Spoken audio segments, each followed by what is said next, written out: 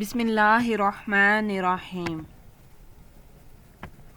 رسول اللہ صلی اللہ تعالی علیہ وآلہ وسلم نے فرمایا، ایک آدمی کا اللہ تعالیٰ جنت میں ایک درجہ بلند کرتا ہے تو وہ پوچھتا ہے کہ اے اللہ مجھے یہ درجہ کیوں ملا؟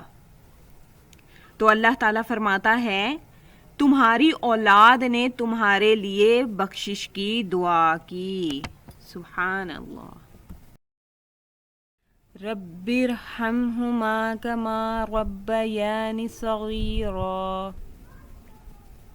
اے میرے رب ان دونوں پر رحم کر جیسے انہوں نے بچپن میں مجھے پالا۔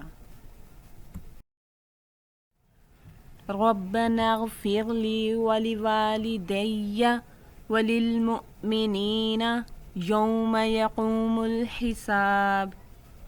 اے ہمارے رب مجھے بخش دے اور میرے ماں باپ کو اور ایمان والوں کو جس دن حساب قائم ہوگا۔